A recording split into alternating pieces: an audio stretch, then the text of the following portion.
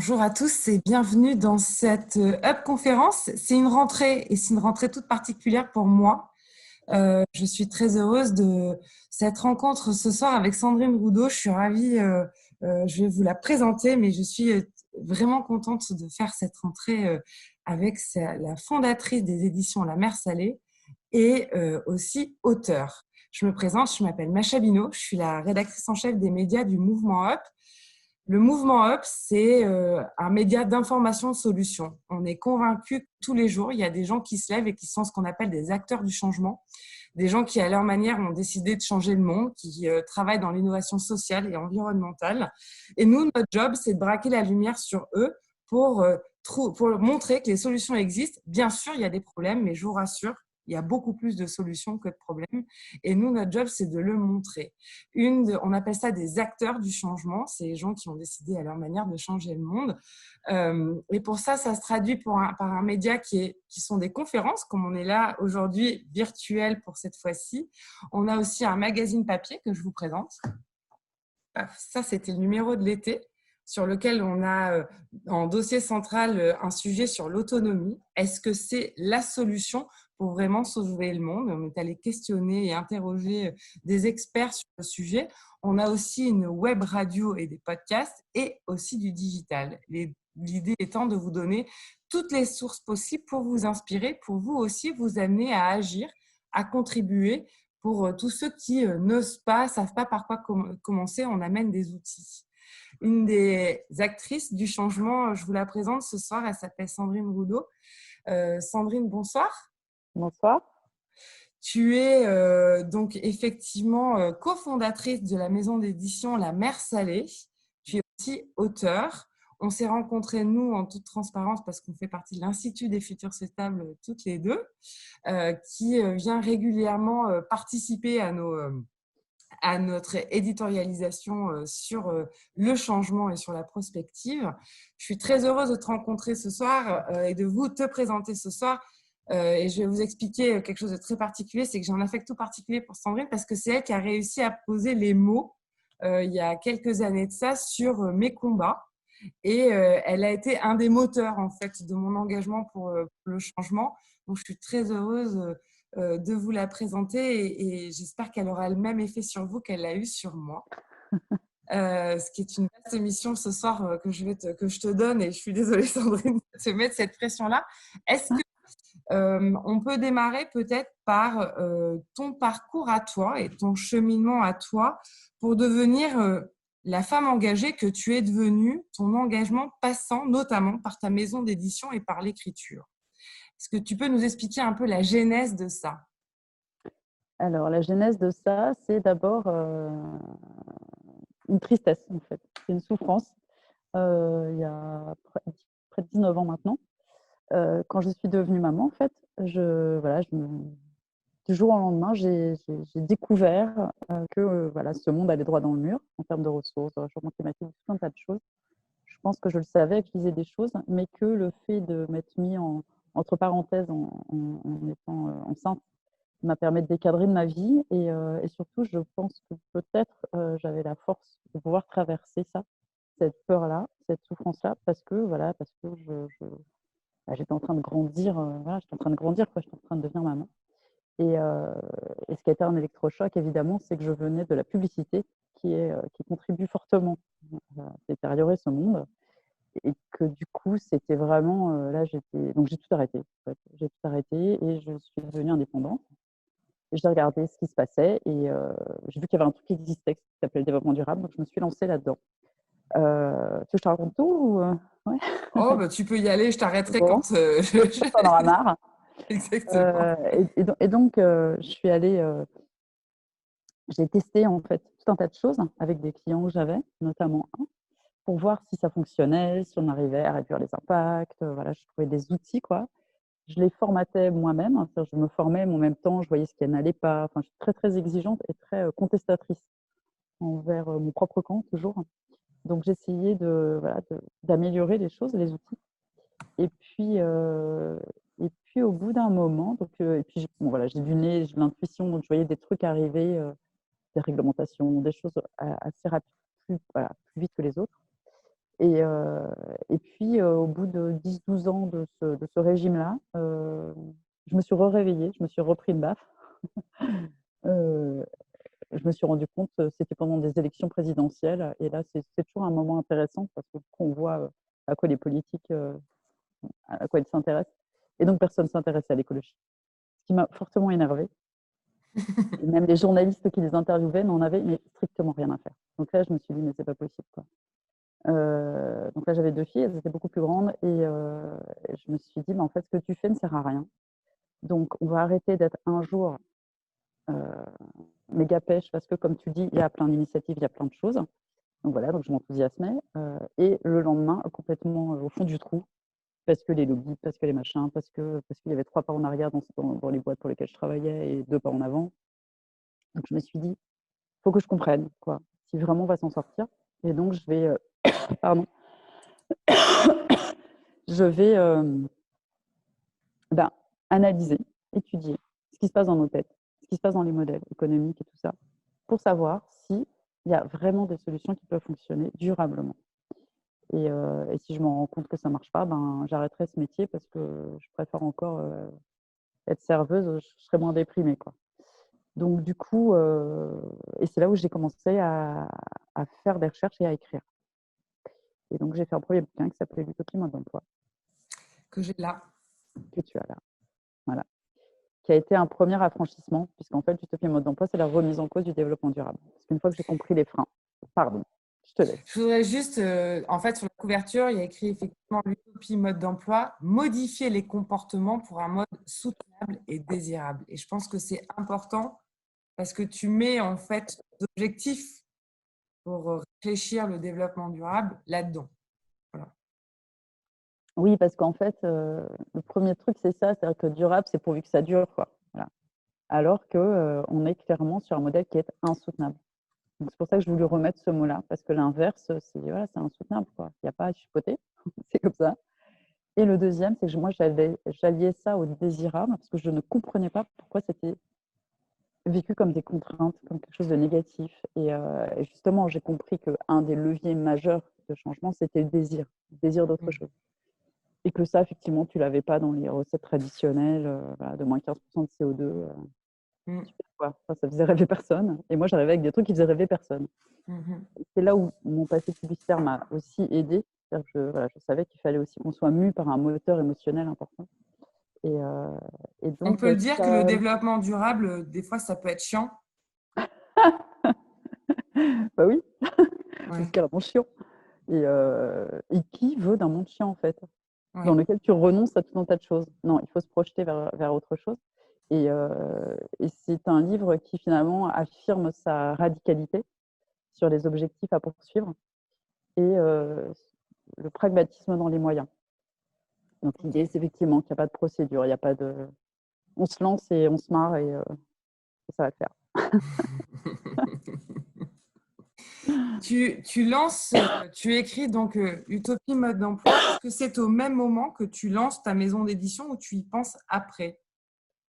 Alors, on l'a lancé avant, parce que Yannick, avec qui je l'ai cofondé, qui est aussi mon mari, voulait écrire un livre. On a commencé à peu près au même moment, mais lui il a écrit plus vite que moi. Et on s'est dit, mais finalement, on n'arrête pas de dire qu'il faut court-circuiter les autorités traditionnelles, qu'il faut faire en local. On ne sait pas où nos livres seront imprimés. On s'est dit, voilà, mettons en œuvre ce qu'on raconte et essayons de faire un livre de manière équitable, éthique, écolo. Et puis, comme on connaissait pas mal de monde dans ce milieu, parce que moi, je travaillais là-dedans depuis déjà 14 ans à l'époque, on s'est dit, on connaît des gens à qui on va pouvoir proposer d'écrire sur le sujet. Et le sujet qui nous tenait à cœur, c'était comment arriver à inspirer un autre monde. Et à l'époque, il n'y avait pas tant de livres que ça là-dessus, si ce n'est des livres très techniques. Donc, c'est comme ça qu'on a eu cette idée-là. Et voilà, est-ce que tu pourrais nous parler là de l'importance de l'importance de l'écriture en fait dans votre travail et dans votre combat. C'est-à-dire qu'à un moment, effectivement, tu as comment dit-on, tu as un shift tu t'aperçois effectivement, tu as un premier shift qui est de dire on ne parle pas d'écologie, je m'engage dedans. Tu as un deuxième shift qui est de dire en fait l'écologie, c'est pas sexy tous les jours, il faut qu'on en parle différemment. Qu'est-ce qui vient à toi pour dire à un moment ma contribution à ça, c'est passer par l'écriture, passer par la culture pour changer ce prisme-là? Euh, Parce que monter alors, une maison d'édition, c'est quand même ouais, ça, c'est tout le monde. ouais, c'est pas anodin. Ouais. Je m'en suis pas rendu compte tout de suite. C'est ce qui est très très souvent le cas dans ce que je fais. C'est-à-dire que je me lance par intuition, par instinct. Et en fait, je comprends des années plus tard pourquoi je l'ai fait. Sur l'écriture, c'était clairement une façon de reprendre ma place dans un monde qui ne m'appartenait plus, sur lequel les mots étaient dévoyés. Tout cela a été utilisé et en fait, l'écriture, c'est une façon aussi c'est aussi une façon d'agir. Et depuis, après, j'ai travaillé sur la résistance et tout ça. Et c'est Hannah Arendt qui disait ça, voilà, c'est aussi une façon d'agir, de changer les choses. Et j'avais besoin de légitimité pour le faire. Et écrire un livre, c'est aussi une façon de dire, OK, voilà, je prends ma place. Donc ça, en termes d'affranchissement personnel, ça a été énorme pour moi, d'autant que je ne viens pas du développement durable. Donc voilà, je suis une ingénieure environnementale, moi j'ai une formation d'école de commerce. Donc il y avait vraiment une volonté de m'affranchir et qui est très générale et qu'on voit aujourd'hui, qui est facile à voir aujourd'hui. Mais quand j'ai commencé à faire des recherches et tout, en 2012, ce n'était pas le cas. On était beaucoup dans ce sentiment d'imposteur, c'est-à-dire qu'il y a les grands voilà, qui disaient c'était, et puis nous tous, on s'autorisait rien en fait, parce qu'on était censé ne rien comprendre, bien sûr, ma petite fille. Et donc d'écrire, quand tu écris, tu ouvres les boîtes et tu essayes de questionner les choses. Et ça, Oui. c'est un truc qui, pour moi, était très important et qui m'a donné de l'assurance, clairement. C'est-à-dire que je voulais savoir de quoi je parlais et de quoi on allait parler et pouvoir aller le défendre. Et écrire structure ta pensée énormément, mais énormément. Au début, mon premier, c'était quasiment une thèse. Et du coup, il a fallu que j'en fasse un livre. J'ai tout laissé. Je me suis dit, OK, qu'est-ce que tu veux dire? Et là, il a fallu que je m'affranchisse justement de ce besoin de légitimité, de mettre toutes les sources, tous les machins que j'avais trouvés. Et de dire, OK, en fait, toi, ton truc, c'est l'utopie. C'est un truc qui fait a priori provocateur, mais je ne l'ai pas fait parce que c'était provocateur, j'ai fait parce que j'y croyais. Et comment tu défends ce truc-là? Et ça, c'est pour la partie écriture. Et pour la partie édition, je m'en suis rendu compte il y a peu de temps, avec le Covid, avec le confinement. Parce que j'ai toujours ce vieux truc. Je ne viens pas d'une famille, clairement, d'intellectuels, entre guillemets. Or, quand tu t'écris, tu commences à faire partie un peu de ceux qui réfléchissent. Et voilà, donc tu fais plus partie des intellectuels que de ceux qui font, entre guillemets. Et j'avais un espèce de je te donne tous mes complexes, espèce de complexe de parler, quoi. Voilà. Mais de pas faire, quoi. De pas aller m'enchaîner au truc d'une banque, à la COP 21 et tout ça. Enfin, voilà. Donc j'avais un peu ce truc-là. Je me disais, OK, on écrit, oui, on donne des textes à lire, oui, voilà, on va chercher des auteurs, on les accompagne pour accoucher de ce qu'ils ont à apporter au monde. Mais est-ce que tout cela n'est pas eh bien, tu vois, pendant le Covid, on a posé la question des activités non essentielles. Voilà. Ouais. Ouais. Et il y a eu deux choses. Juste avant, on a reçu une lettre d'un prisonnier qui nous demandait de lui envoyer des essais pour préparer sa réinsertion. Et là, je me suis dit, mais en fait, on sert à quelque chose.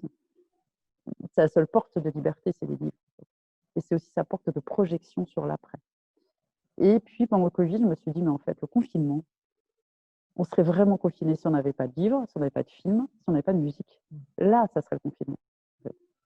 Et je me dis, finalement, ce sont des choses essentielles. Et tous les gens étaient là en train de dire, ah là là, on va lire, on va lire. Voilà.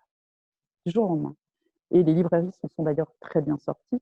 Donc, il y a vraiment eu un effet là-dessus. Et là, je me suis dit, mais en fait, je sais pourquoi je fais ce métier-là. J'ai beaucoup aimé Fahrenheit 451. C'était une nouvelle de Ray Bradbury, un film de Truffaut, où une dictature brûle les livres. Et je ne me souvenais pas de ça, en fait. Mais je pense que ça m'a beaucoup construit. Et je me suis dit, mais finalement, c'est ce qui menace le plus le pouvoir. C'est la pensée et le fait que certaines personnes s'autorisent à écrire, finalement, et donner un autre angle de vue. Et pourquoi, pour la petite anecdote, pourquoi le titre Fahrenheit 451? Parce que c'est la température à laquelle le livre brûle. Tout à fait. C'est un livre que je vous conseille aussi, qui a forgé ma culture du changement. Juste pour en revenir à ton premier livre et pour donner une définition, parce que l'utopie, pourquoi ce mot, l'utopie, pourquoi travailler autour de l'utopie? Alors, l'utopie, c'est en fait ce que je disais, c'est radical. Quand on a une utopie, effectivement, on veut un truc absolument incroyable. Ça peut être abolition de l'esclavage, ça peut être droit de vote, ça peut être zéro pollution. Ça, c'est une utopie. Parce que c'est radical.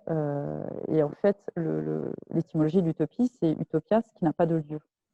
Et nous, on a traduit ça par ce qui ne peut pas en avoir.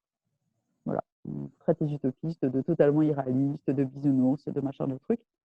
Sauf que, donc c'est intéressant à double titre. C'est intéressant parce que cette vision utopiste, en fait, c'est la seule vraie vision qui permet de changer le monde. Puisque, en fait, ce n'est que comme ça que le monde a avancé de manière importante. Parce que des gens, à un moment donné, ont décidé d'avoir des objectifs radicaux et les ont poussés. Voilà, les femmes se sont dit on va voter. Elles se sont pas dit on va voter une fois sur trois.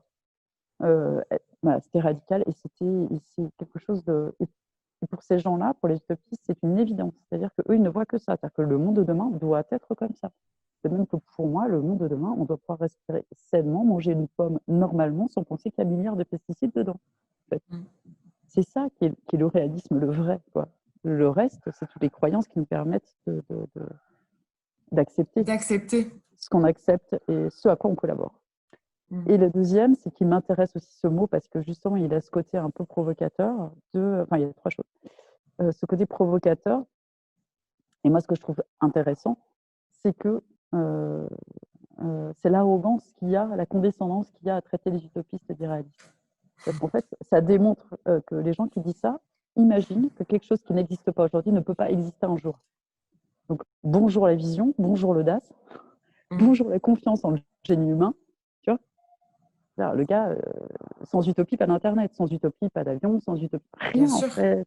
Mais pas de atterrissage sur la Lune, pas Ouais. de Il y a un autre toutes les truc, réussites. Hein. mais tout, mais absolument tout. Et le problème, c'est qu'une fois que c'est réalisé, ça perd le droit de s'appeler utopie à cause de l'étymologie.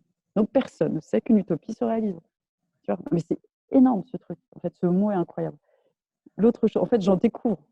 J'ai eu l'idée comme cette espèce d'illumination là en 2012-2013. Une nuit, j'ai eu ça. Je me suis réveillée le matin, je dis putain, mais je sais, c'est utopie quoi. Hein. Et depuis, je comprends pourquoi il est si fort ce mot. L'autre chose, c'est que je suis allée faire un TEDx sur l'utopie, justement, après ce premier livre, qui est une petite conférence. Et le lendemain de ce TEDx, alors que je commence en disant que j'ai mal au monde, en parlant voilà, d'écologie, enfin, on est assez radical. Voilà. Et pourtant, le lendemain, je me retrouve sur antidéprime.com.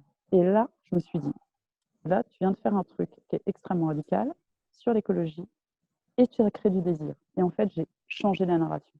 J'ai changé, enfin, c'est pas moi, c'est ce mot a changé le regard qu'on pouvait porter et donc créer du désir, de la légèreté, tout un tas de choses. Quoi. Et du coup, là, je me suis dit, mais il y a un vrai truc.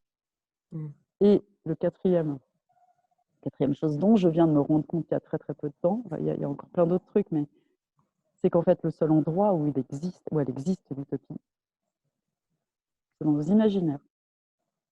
Et qu'en fait, voilà, cerveau. Et tu m'amènes exactement là où je voulais aller. C'est effectivement, on est dans une période et dans un moment où on se questionne, on n'arrive pas à traduire un avenir, on n'arrive pas à se projeter. Nombre d'experts, nombre même des sémiologues. Enfin, nous avons eu Mariette Darigan il n'y a pas très longtemps, notamment dans le magazine numéro 1 de Mouvement Up, avec cet enjeu de recréer, en fait, par l'enjeu des nouvelles écritures, en fait, c'est de recréer justement des rêves, des rêves communs, qu'on pourrait appeler donc des utopies, qui ont été marcher sur la Lune, traverser, tu vois, voler, faisait partie des utopies, etc. Et en fait, on s'aperçoit là qu'au XXIe siècle, on a répondu à un certain nombre d'utopies précédentes, en fait, de rêves humains, de la quête humaine, qui font que maintenant, on n'arrive plus à se projeter. Et est-ce que du coup, dans toi, toutes les recherches que tu as fait sur l'utopie, tu en arrives à ce même enjeu-là, recréer du rêve commun, de l'utopie commune? Oui, alors après, on a des utopies personnelles, on a des utopies communes. Tout à fait. Tu vois, moi, je fais des conférences souvent avec des dirigeants notamment. Et quand je leur dis c'est quoi votre utopie, l'une des utopies qu'ils me donnent, alors c'est des PME, hein, qu'ils me donnent le plus souvent, c'est un monde sans argent. Tu vois. Et, euh, et en fait, le problème de ça, le problème des utopies aujourd'hui, c'est d'abord c'est que voilà, on les méprise, on les dénigre, et elles sont squattées en fait. Elles sont squattées par le high-tech. C'est-à-dire que les seules utopies, c'est aller sur Mars, le transhumanisme. Donc en gros, c'est désertion, on déserte la Terre. Bonjour, sans irresponsabilité, les gars. Et deuxièmement, c'est repousser ce qu'est la condition humaine, c'est-à-dire la mort, quoi, en fait. Mm. Donc, c'est encore une fois, c'est une diversion voilà, de notre ancrage sur cette terre. Et l'utopie, c'est l'inverse. C'est comment on fait persévérer l'humanité, comment on la fait traverser les enjeux et l'emmener plus loin, quoi. C'est tout sauf de la fuite, l'utopie. C'est pas une façon de fuir la réalité du tout. C'est vraiment une façon de la changer. Et moi, c'est ça où je me suis dit à un moment donné, mais en fait, on nous confisque nos imaginaires. Ils sont confisqués par le high-tech, mais très clairement. Et ils sont confisqués par toutes les théories, enfin, tous mes amis de l'effondrement, clairement. Et donc, du coup, qui est enfin, voilà, quelque chose, on voit bien que c'est la destination, entre guillemets, mais le problème, c'est qu'on ne voit rien d'autre que ça. Et ça Ta assèche position par nos rapport à imaginaires. ça, Ma ta position, position par rapport à effectivement ce mouvement sur la théorie de l'effondrement. alors moi, je n'ai pas, enfin, les chiffres, on les connaît tous. On voit bien là où on va, en fait. Après, comment ça va arriver? Est-ce que c'est un effondrement d'un coup? Est-ce que c'est plein de petites choses? Je n'en sais rien. Ce que je sais, c'est que on ne peut pas avoir de certitude. Par contre, il faut être extrêmement lucide. Et je trouve pareil, encore une diversion, le fait d'attaquer les gens qui tiennent le discours de l'effondrement en disant en gros c'est de votre faute, on est tous déprimés. Je trouve ça assez malvenu, quoi. Voilà, c'est-à-dire qu'on attaque le messager. Après voilà, non, mais ce mot-là, il a servi aussi à des gens, quoi. Enfin, il y a des gens, ils se sont pris en pleine tête et pour eux, c'est important. Enfin, ils avaient besoin de se prendre en pleine tête. Après, c'est très, très difficile parce que, waouh, quoi. Enfin, l'image, elle est extrêmement choquante. Mais moi, je pense que tout le monde contribue, en fait. Je pense que, voilà, il a fallu qu'il y ait un électrochoc. De même que, tu vois, j'en parlais avec Vincent Léger de la décroissance. Moi, j'ai jamais aimé trop le mot décroissance parce qu'il se base avec le mot croissance. De même que genre, la croissance verte, je n'y crois pas du tout à l'instant. Mais j'aime pas voilà, voilà, il y a des mots comme ça où je me dis, c'est des tueurs de désir. Voilà, et l'effondrement est un tueur de désir, forcément. Si tout est foutu, à quoi bon, quoi. Sauf que ça, c'est leur rôle. Et moi, je trouve que voilà, il faut des gens comme ça qui alertent. Par contre, charge à nous aussi de contribuer à autre chose et d'apporter autre chose. L'important, c'est comment on arrive à vivre bien. Et moi, je pense que il y a plusieurs trajectoires possibles et on peut vivre différemment. Et quand tu vois que avec le Covid, youhou, en plus je le disais dans un podcast il y a 4 ans, cette histoire de Covid, je disais ouais, jour on a une pandémie, on va bien rigoler, on va fermer les frontières et là, activité économique. J'avais dit ça pour montrer que tout est possible et que dans l'histoire, ce n'est qu'une succession d'événements inattendus. Ben voilà, donc on a eu 3 mois de modèle économique en berne, et bien on a gagné, je crois, 20 jours, je crois, Ah oui, sur sur la le consommation, dépassement. oui. Voilà. Donc, bon, t'imagines? Enfin, Alors, je vais il peut se préciser, en passer fait, plein on de a choses. gagné 20 jours sur la date d'utilisation des ressources de la planète par an, qui ne cesse en fait de remonter. Oui, Et là, je pense qu'on est à début août, si je me c'est ça. Et on était au 25 ou quelque chose comme ça. Et en fait, exactement. parce qu'on vit à crédit. On vit à Mm. crédit, c'est-à-dire que au lieu d'utiliser les 1 an de ressources que nous avons, ce qui permettrait aux générations d'après d'avoir les ressources qui leur sont légitimement allouées, Mm. nous, on grignote tous les ans. Mm. Donc, en fait, on fait en sorte, voilà, donc arriver à. C'est comme si tu avais un compte en banque et du coup, arriver à fin août, tu n'as plus rien sur ton compte en banque. Sauf que Mm. nous, on va taper dans la poche des autres, en fait. Mm. Voilà ce qui se passe. Et quand je Et dis nous, c'est surtout les pays occidentaux, oui. en tout cas développés et tout ça. dans les moyens d'action que tu as mis en place, et notamment en disant effectivement, il faut des personnes qui parlent d'effondrement, mais c'est à nous de nous engager à trouver des solutions. Il y a un second livre que tu as écrit Mm. qui s'appelle Les Suspendus. Je lis la baseline. Utopistes, insoumis, désobéissants, ils écrivent demain et s'accomplissent. On est sur un travail qui est moins théorique, mais qui est plus une observation en fait des mouvements et des personnes qui tentent des choses pour le changement. Qu'est-ce qui fait qu'à un moment, tu as besoin d'amener cette deuxième contribution à la lecture et à la connaissance de tous? Ben, en fait, une fois que j'ai compris quels étaient les leviers de changement avec ce premier, avec l'utopie, je me suis dit, OK, mais alors, combien on doit être? Et d'ailleurs, c'est ce qu'on me renvoyait tout le temps. On me disait, oui, mais enfin, tu ne changeras pas tout le monde, etc. Et là, j'ai commencé à regarder les utopies qui s'étaient réalisées. Je me suis rendu compte qu'il y avait toujours un petit nombre. Donc, je suis tombée sur des chiffres, 3% de résistants pendant la guerre, 300 suffragettes devant le Parlement britannique. Là, je me suis dit, mais c'est ça le truc, en fait. Le truc, il est là.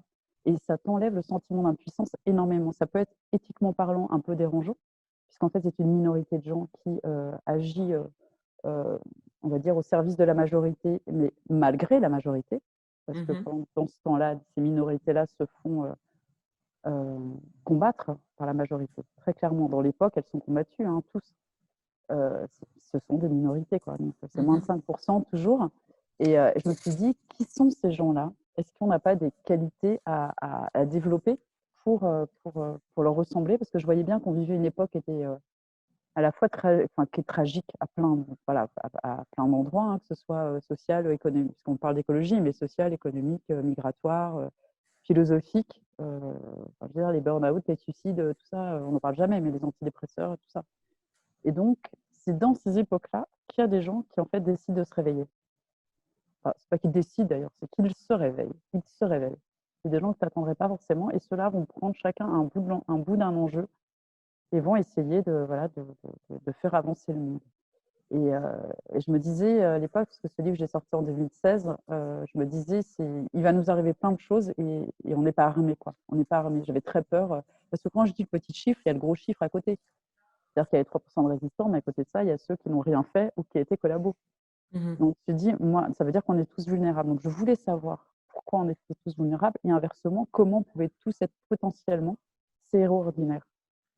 Et Et je me permets pour ça de citer donc une expression de Cosol, si je le cite bien, que tu as mis dans les suspendus, qui dit, et c'est un conseil personnellement que j'ai gardé et que on essaie de diffuser régulièrement dans les médias du mouvement œuvre, c'est de dire choisissez des batailles assez importantes pour compter pour vous, mais assez petites pour les gagner. Est-ce que c'est ça, en fait, devenir un héros du quotidien? alors, je ne sais pas, j'ai évolué depuis. Enfin, c'est celle qui te convient, en fait. C'est celle qui te Ouais. convient. C'est-à-dire qu'il n'y a pas. Ça, c'est très, très important. C'est que vraiment, on réalise l'utopie en ordre dispersé. C'est-à-dire que chacun contribue à un endroit avec qui il est, avec ses talents, avec son énergie particulière. Et il faut retrouver ce sens de la famille et voilà, savoir qu'il y en a qui vont s'occuper d'un truc, puis d'autres vont s'occuper de l'autre, quoi. Et moi, je pense qu'il y a ça. Il y a des gens qui ont besoin de grandes batailles, et il y a des gens qui en ont besoin peut-être de plus petites. Et je ne vais pas parler de ça, c'est trop long, mais dedans, je parle beaucoup des refusants aussi, qui est une autre catégorie à côté des résistants. Et Tu peux en parler 2 minutes ouais, pour alors les situer le refusants, concept? en fait, les refusants, il y a plein de gens d'ailleurs qui m'envoient des mots en me disant: «Ah, je suis une refusante», parce que ça, c'est beaucoup moins impressionnant que le résistant. C'est-à-dire qu'on se dit qu'il faut énormément de courage. C'est pas le courage, mais ça, j'en parlerai pas, sinon j'en ai pour 2 heures. C'est pas le courage ce qui fait la bascule, c'est autre chose. Euh, et les résistants sont des gens qui ont une idéologie politique, veulent renverser le système. Et d'ailleurs, les résistants pendant la guerre, ils ont fait en même temps le Conseil national, dans lequel il y avait un programme pour l'après, dans lequel il y avait la sécurité sociale, le vote des femmes, etc., etc. Donc, c'est des gens qui ont une vraie vision politique, qui pensent qu'ils vont changer les choses et qui font du prosélytisme. Les refusants, ce sont des gens qui n'ont pas d'idéalisme politique particulier, qui ne pensent pas que leur refus va changer quoi que ce soit. Ils veulent convaincre personne, mais simplement, eux, ils font pas ça à un autre être humain, par exemple. Et Mhm. donc, c'est quelque chose qui est beaucoup plus… Et d'ailleurs, ils ne savent pas expliquer leurs gestes. Mais c'est super intéressant parce que je trouve que ça ouvre beaucoup plus. Et est-ce qu'on peut dire que nombre de personnes qui sont justement plus discrets en fait dans leurs engagements font partie de cette catégorie-là? Est-ce que cet héroïsme du quotidien fait partie de cette catégorie-là? C'est-à-dire effectivement de ne pas nécessairement s'engager politiquement pour un courant, pour renverser un système, mais qui vont essayer de réduire leur bilan carbone ou réduire leur impact. Mmh. Après, pour moi, s'engager, c'est pas forcément s'engager politiquement. Ouais. Je pense pas que c'est là où on a forcément le plus. Mais par contre, il en faut. On en revient toujours à chacun à sa place, quoi. Moi, je crois pas que l'engagement, c'est simplement s'engager en politique. Bien au contraire, ça peut être justement de désobéir à la politique. Après, il y a un truc qui est très important, c'est que dès qu'on commence, en fait, on est dans un espèce, c'est pire en pire. C'est-à-dire que on voit tout ce que, parce qu'on peut être confronté à ce qu'on ne fait pas ou à ce à quoi on contribue. Et moi, je pense on arrive à le traverser le jour où on est déjà dans un mode où on va essayer de faire plus. Et ce qui est sûr, c'est qu'on ne changera pas le monde avec l'histoire du colibri et du lavage de dents, quoi. Enfin, on arrête le robinet pendant sa vie. On n'en est plus là, les gars, quoi. Et donc, on est vraiment sur quelque chose de plus important. Ce qui est important, c'est d'essayer d'être lucide, sans s'auto-flageller plus que ça, mais de se dire, OK, là, ça, c'est bien, j'ai essayé de faire ça, j'avance là-dessus. Il y a ce truc-là sur lequel je ne suis pas très à l'aise et sur lequel je vois bien qu'il va falloir s'engager. Après, il ne faut pas… voilà. Moi, ça m'a fait énormément de bien, tu vois, notamment sur les causes, par exemple. Parce qu'on peut être épuisé, hein, parce que la deuxième partie des suspendus est là-dessus, sur le lien entre l'accomplissement personnel et l'engagement. Comment on arrive à accomplir sa vie sans s'épuiser aussi. Parce que quand on est quelqu'un d'engagé, ça peut être très, très dur, mais ça peut être aussi hyper joyeux, en fait. C'est bien ça qu'il faut voir. Et de se dire, il y a des gens, voilà, il y a des gens qui accueillent des migrants. Moi, c'est pas ce que je fais, mais je fais d'autres choses pour eux. Et ça, c'est hyper important. Et Alors simplement, écoute, je te vole 2 minutes pour le coup sur cet échange-là. On sort un numéro là le 12 octobre dont le dossier central porte sur les solidarités. On se questionne, est-ce qu'on ne serait pas plutôt sur du liberté, égalité, solidarité plutôt que fraternité? Et justement, dans ces échanges, on a eu la chance d'avoir Julia Montfort, qui est journaliste et qui nous partage, notamment, elle a écrit un livre autour de ça. Elle a accueilli un migrant. Elle était censée l'accueillir pendant quelques mois. Elle l'a accueilli pendant 1 an et demi. Et elle nous explique en fait tout le bonheur que produit l'accueil, la solidarité, tout ce que ça a produit sur elle, sur sa famille, sur son mari, sur ses enfants, enfin, sur tout le monde.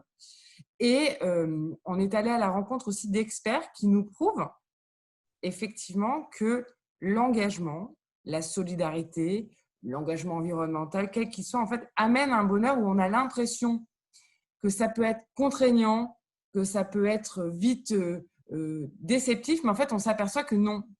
Neurologiquement, notamment, il se passe, c'est un shoot de bonheur. Voilà. mais c'est ça, c'est ça, La c'est ça. parenthèse là-dessus. Mais c'est évident, en fait. C'est vraiment, mais ouais, tu sais, j'ai commencé les Spirituels en me disant, et c'est aussi ce que j'ai essayé de faire dans les déliés, en me disant, est-ce qu'on peut être engagé et heureux? En fait, la question, elle est inverse. Est-ce qu'on peut être heureux sans s'engager? Ben, c'est là où, à ce stade de la compétition, je me suis rendu compte que les psys qui travaillaient sur le burn-out travaillaient aussi sur ces histoires de soumission à l'autorité et voilà, de soumission au conformisme, etc. En fait, c'est la même histoire. C'est-à-dire que si on a une indignation, si on a un élan, si on a une colère, si on a une tristesse, et qu'on ne la traverse pas pour en faire quelque chose, elle vient te recueillir derrière. Tu la mets sous le tapis, mais elle viendra te chercher. Donc en fait, autant y aller, c'est que possible. Et une fois que tu y vas, et c'est la deuxième partie des suspendus, et pour nous, c'est une forme de solution. Moi, je me questionne sur comment est-ce que tu fais pour être endurant dans ton engagement. C'est-à-dire que c'est très compliqué au bout d'un moment. Comment tu fais pour ne pas t'essouffler? Comment tu fais pour continuer à toujours garder ce même rythme? Parce que, comme tu le dis, ça peut être vertueux et tu vas effectivement, c'est un peu la course où tu t'impliques de plus en plus, mais il y a quand même quelque chose où ça reste une lutte, ça reste quelque chose où tu es entre deux mondes, où tu dois des fois souvent te justifier dans ton changement et dans les contraintes que ça peut apporter à toi-même, mais aussi à ton employeur, à tes équipes, à ta famille, etc. Pour tenir. Est-ce En qu'on se fait, réunit tous ensemble en se tenant la main en disant ouais. ne vous inquiétez pas, on n'est pas seul? Comment ça passe? Non, non, non. En fait, il y a plein de choses. Hein. C'est, on va dire, j'appelle ça l'hygiène de libre vie. Mais il y a plein de choses. Je citerai deux choses. C'est qu'il faut arrêter avec la tyrannie de la pureté et de la cohérence, clairement. Quand je dis radical, c'est être honnête sur ce qu'on fait, le savoir pourquoi on ne peut pas faire plus aujourd'hui. Il faut aussi être bienveillant envers soi-même. Et quand tu t'amuses plus dans un endroit avec des gens pour faire quelque chose, il faut arrêter. Parce que tu ne sers à rien. Le militantisme sacrificiel n'a jamais donné envie à personne de faire quoi que ce soit. Et surtout, c'est en train de te bouffer. Toi, tu as besoin de ton énergie. Et la deuxième chose, c'est qu'il y a un indicateur extrêmement important, et tu en as parlé, c'est la joie. C'est-à-dire que quand tu es. Moi, je sais qu'un de mes premiers trucs d'activiste, entre guillemets, c'est d'avoir fait un atelier de réparation pour réparer les grille-pains et compagnie. Et le premier, mais j'avais la banane jusque-là, quoi. Et parce que tu es à ta place, en fait. C'est qui tu es au fond. Et tu contribues au monde. Et moi, je pense qu'on a besoin de ça, c'est-à-dire qu'on ne vit pas ni hors soi, ni hors de ce qu'on est au fond et de nos valeurs profondes et de nos envies profondes, et en dehors, et hors sol, en dehors de la société, en dehors du monde. Et quand tu te remets avec des gens pour faire des choses comme ça, et c'est là où il est important d'avoir des alliés et pas des gens qui vont te dire ah mais t'as pas bien fait ça. Voilà. Donc il y a vraiment et ne pas hésiter à voilà, on a été bien ensemble, on a fait des choses ensemble. Et puis il y en a qui ont envie de faire plus dans ce style-là, et puis d'autres, bah, très bien, on a passé un moment ensemble, et puis chacun bifurque et va dans d'autres engagements. Et c'est ainsi, et c'est très bien. Il n'y a pas. Voilà. Début septembre, tu sors un troisième livre, Ouais. Les Déliés, que j'ai Mm. dévoré, je l'avoue. Je l'ai cordé, stabilo beauté, tous les sens, j'ai pris des notes un peu partout. Est-ce que tu peux nous expliquer un peu, non pas le message que tu veux donner, mais la démarche? Tu changes complètement d'écriture. On est sur une fiction. Je me permettrai de partager le message que j'y ai ressenti. Mm-hmm. Pourquoi changer d'écriture? Est-ce qu'on est toujours dans cette idée de créer des nouvelles écritures ou des nouveaux prismes de compréhension de l'engagement? En fait, je pense que c'est la suite de l'utopie. Quand je te disais, l'utopie, elle est d'abord là, et qu'on nous a confisqué nos imaginaires, parce qu'on dit oui, il faut.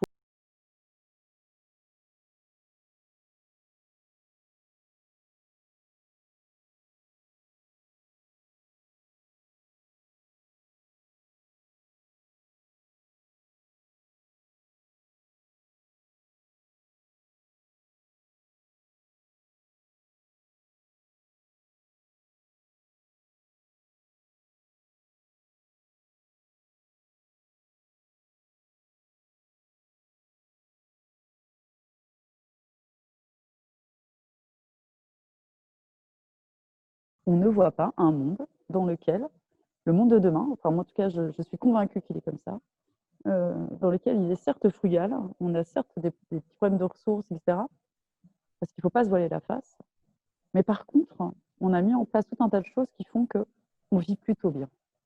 Et que, en fait, parce que tu peux l'expliquer dans un essai, mais c'est pas. En fait, ce monde, dès que j'ai commencé à écrire, il m'est apparu et tout s'est mis en place. C'est-à-dire que tout est devenu cohérent. Les combats féministes, les combats des migrants, les combats. En fait, c'était même plus des combats, c'était la vie de demain et comment on vivait ensemble, quoi. Et c'est impressionnant comme finalement, tout va ensemble. Mais ça, tu peux pas. Tant que c'est cérébral, ça marche pas. Quand tu es auteur et que c'est dans ton imaginaire, là, tout d'un coup, ça prend vie. Et quand tu es lecteur, tu es au niveau de tes émotions. Et c'est pareil. Là, tu le donnes à voir, il existe en fait. Et ce que je voulais faire aussi, c'est que je voulais donner à voir qui nous pourrions être. C'est-à-dire que tous ces trucs, effectivement, de surveillance, de machin, d'effondrement, etc., en gros, c'est la résignation. En fait. On se résigne à ce qui va arriver, effectivement. Si on ne fait rien, on y va, mais alors, tout droit, quoi. Ça, c'est sûr, il n'y a pas photo. Mais il y a assez peu de choses sur comment est-ce qu'on pourrait finalement contrarier ces pires pronostics, quoi. Et en fait, il y a plein de choses qu'on peut faire, mais on ne l'a pas vu. Et j'avais aussi envie de montrer que nous pouvons à plein d'endroits faire des trous dans la coque de ce navire qui va dans un sens qui est n'importe quoi, pour se réapproprier nos vies, pour se réapproprier notre rôle de citoyen, pour se réapproprier nos valeurs et donner à voir autre chose. Et voilà pourquoi j'ai fait ça. Et j'avais une autre idée, mais je m'en souviens plus. Et alors, moi, il y a deux choses qui m'ont marqué et que je voudrais partager avec toi. Et on le ressent un tout petit peu là, mais je pense que si on avait été physiquement ensemble, ça serait différent. Dans ce livre, tu autorises les émotions. Tu autorises le fait de… Tu t'autorises à… Tu t'autorises à ce qu'on ait d'émotions, à ce qu'on pleure, à ce qu'on se révolte, etc. pour dire on arrête maintenant d'être esthétiquement correct, en fait. Et je voudrais que tu nous parles de ça. Je voudrais que tu nous parles de ce vague à l'âme. Je voudrais que tu parles voilà, de ce que l'on ressent et ce que la société actuelle nous fait taire, d'être heureux, d'être énervé, d'être révolté, d'être attristé, d'être tout ça. Et comment toi, partir de ce sentiment-là et partir du fait, même pas de s'écouter en fait, mais juste d'exprimer ce qu'on ressent, te paraît être un des pivots justement de l'engagement. Mais tu vois, il y a les gens qui en fait s'engagent sont des gens qui s'écoutent. Des gens qui écoutent leurs émotions justement. Sauf qu'on passe toute notre éducation à me dire que c'est pas bien d'avoir des émotions, que c'est sale d'être en colère, que c'est voilà, que la passion c'est pas bien quoi. T'es trop engagé, t'es trop ceci, t'es trop cela, t'es trop sensible, t'es trop voilà. Et, euh, et en fait, je me suis dit que dans un roman, et ça m'a vraiment fait cette libération là aussi, euh, on est authentique. C'est-à-dire qu'on vit dans un monde de posture, clairement. Même moi, quand j'écris un essai, Dieu sait pas Dieu d'ailleurs, s'il est suspendu à quelque chose d'assez voilà, assez enflammé et pas très, on va dire, universitaire dans la façon d'écrire un essai, mais quand même. Et là, je me suis fait plaisir à aussi, et je peux en reparler des incohérences. Oui, on a des incohérences et c'est bien de les traverser. Et en fait, quand tu es avec ces personnages-là, tu es bienveillant, en fait, tu es empathique, tu peux être n'importe quel personnage, tu peux être, en tout cas, moi, je me suis autorisée à être n'importe lequel, à traverser leurs doutes. Et en tant que lecteur, donc moi, je n'avais pas de posture d'auteur qui doit démontrer que la légitimité sur tel sujet. Quand j'ai fait le suspendu, j'ai démontré que j'avais l'autorité sur la soumission à l'autorité, la désobéissance, etc. Là, j'ai écrit un roman, il plaît pas, c'est juste une histoire, en fait, j'ai rien à défendre plus que ça. Et le lecteur aussi s'autorise. C'est-à-dire que quand tu lis un essai ou quand tu es dans une conférence, tu es quand même dans un camp, entre guillemets. C'est-à-dire que tu vas être convaincu ou tu es d'accord ou tu n'es pas d'accord. Tu n'as pas à être d'accord ou pas d'accord avec un roman, en fait.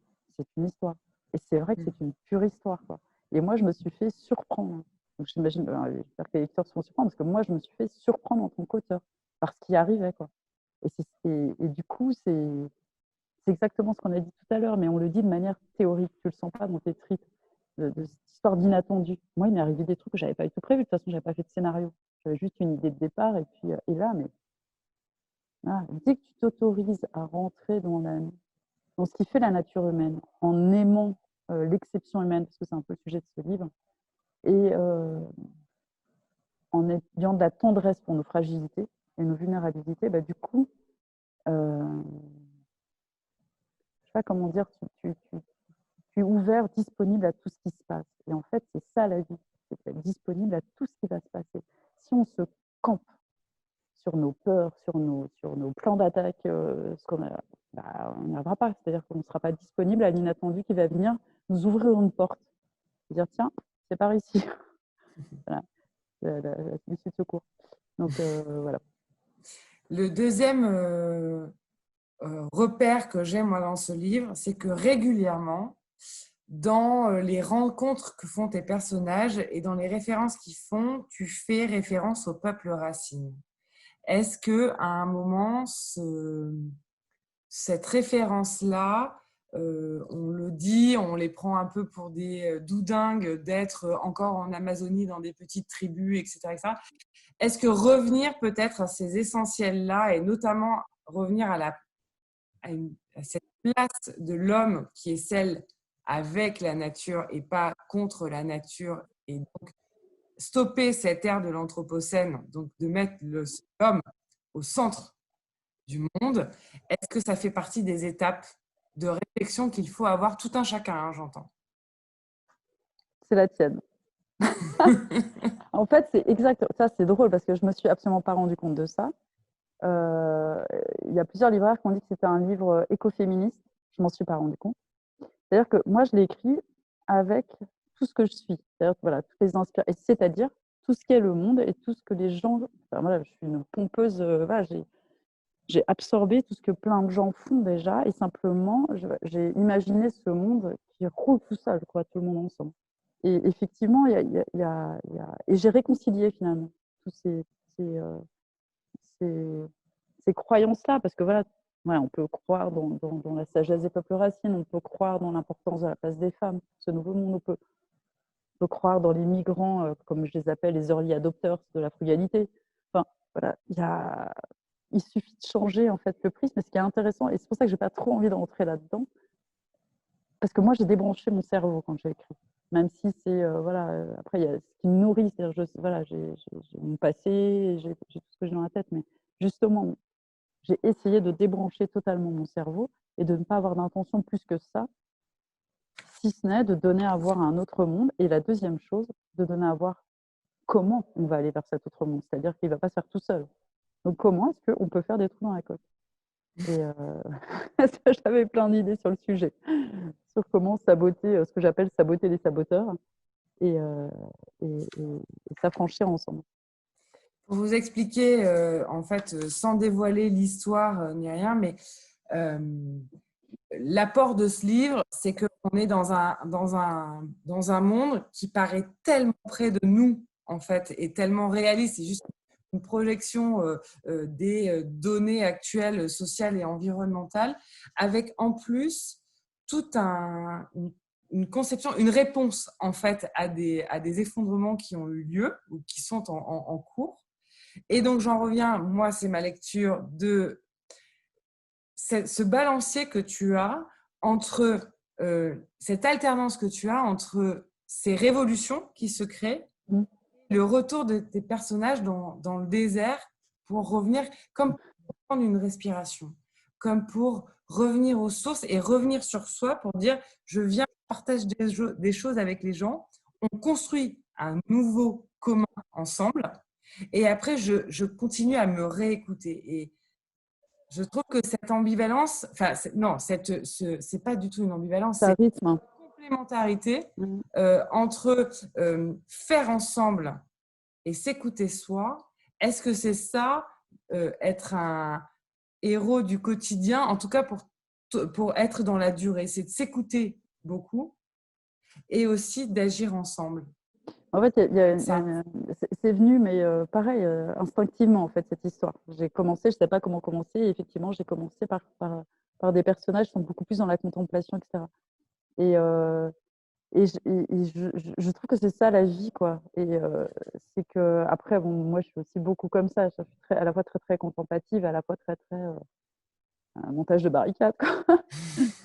Et, et, et en fait, voilà, c'est à la fois assez poétique, et le vague à l'âme, par exemple, est quelque chose de très poétique qui fait le fil un peu, et à la fois assez politique. Et je pense que ben, naturellement, c'est venu rythmer, mais c'était pas, en fait, je ne l'ai pas voulu. Encore une fois, je n'ai pas vraiment d'intention dans cette histoire, c'est vraiment, ça s'est fait naturellement, et j'essaie de pas trop le post-rationaliser, pour pas lui enlever, en fait, justement, ce romanesque, parce que c'est le romanesque qui m'a fait faire ça, en fait. Et, et, et aussi parce que parce qu'il n'y a pas de réponse en fait. C'est-à-dire que chacun, parce que moi là, voilà, peut-être j'ai trouvé le mode d'emploi de la révolution, qui n'est pas vraiment une révolution d'ailleurs, ce mot que j'aime beaucoup par ailleurs. Voilà, c'est pas vraiment ça, mais peut-être que c'est pas ça non plus. Et en fait, c'était ma grande découverte à la fin. C'est-à-dire que j'ai quand même fait en ayant un scénario en tête, en me disant c'est comme ça qu'il faut faire. Et j'ai terminé en me disant peut-être ou peut-être pas. Ouais. Et je pense qu'il y a de cet ordre-là. Et l'idée, c'est vraiment ça, c'est de transmettre. Il y a juste à s'autoriser, en fait, que chacun s'autorise à faire ce qu'il a envie. Quoi. Bon, après, je peux inspirer deux, trois idées, parce que j'en ai plein. Elle en a plein. Ouais. Je vous conseille vivement Les Déliés. Donc aux éditions La Mer Salée. C'est bourré d'idées. Et alors, c'est bourré d'idées qu'on peut mettre en application dès à présent. Moi, c'est ça surtout qui m'a impressionnée. Et on en parlait un peu tout à l'heure en off, mais effectivement, ça a été un des moteurs de mon été, notamment, et pour réduire mon bilan carbone personnel. Mais tu sais le coup de la fiction aussi, c'est parce que c'est le seul endroit où tu te sens. Il n'y a qu'un roman pour te faire ça, ou un film aussi éventuellement, mais surtout les romans parce que tu es en parenthèse comme ça. Tu te mets en suspension du monde pour rentrer dans un univers. En fait, c'est un des seuls endroits où tu peux être n'importe qui. Et du coup, tu te libères totalement. Et c'est pour ça. C'est pas l'intention de l'auteur, c'est toi en fait qui est dedans et qui voit ces personnages et ça résonne avec des choses que toi tu as, que tu. Voilà. Et effectivement, tu te saisis ou des combats de certains des personnages ou à certains moments de leur histoire ou tous ensemble. Et c'est effectivement une comparaison ou en tout cas une immersion que tu peux faire toi en tant que lecteur. Il me reste 2 minutes, Sandrine. Je voudrais que tu nous parles. Merci d'abord pour ce partage. Donc, Les Suspendus sont sortis le 3 octobre, sauf erreur de ma part. Les déliés. Pardon, excuse-moi. Les Déliés sont sortis le 3 septembre et je vais me concentrer. Je crois que tu as des prochaines sorties aussi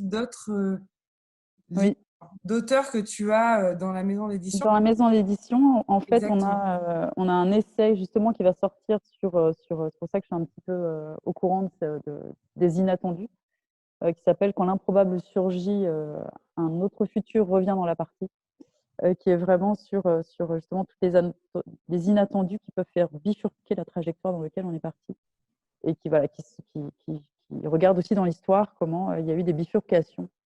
Donc c'est un livre qui est assez porteur d'espoir, hein, qui traverse aussi tout ce qui est voilà, les théories sur les futurs et les scénarios futurs en parallèle. Donc ça, je pense que voilà, c'est un essai qui est nécessaire, qui est à la fois extrêmement lucide et en même temps qui apporte beaucoup d'espoir. Et l'autre Qui sort quand? qui sort le 15 octobre. Voilà. Donc Quand l'improbable surgit. Et d'ailleurs, il l'avait écrit avant la pandémie. C'était voilà, il n'a pas eu tout refaire. Et l'autre, c'est un autre roman d'anticipation, donc en plein d'imaginaire, qui s'appelle L'Andréide et qui est un huis clos entre deux foufous transhumanistes qui sont. On imagine que c'est le directeur de recherche de Google et Elon Musk, le patron de Tesla, et qui en fait passe, c'est presque autour d'une seule nuit, qui imagine comment arriver à la vie éternelle. Et c'est fait par une plume magnifique, Alexis Fichet, qui est metteur en scène, donc qui a un côté très huis clos, super intéressant. Et en fait, c'est un prétexte aussi pour parler de la vie, du mensonge, de la sensualité, tout un tas de choses. Sorti quand? Sorti en janvier 2021. Ok. On mettra toutes les informations sur le mouvement Up. Sandrine, merci beaucoup d'avoir eu notre rencontre de rentrée. Je sais que tu as une signature là, tu es à Darwin, Ouais. un lieu à Bordeaux, pour une signature pour ton livre Les Déliés, que je remets là. Je te dis à très bientôt avec peut-être, allez, pour partir, un mot, une intention, un conseil que tu pourrais donner à notre communauté pour devenir un héros du quotidien. La première chose qui te vient à l'esprit, ça serait quoi? C'est de lire Les Déliés.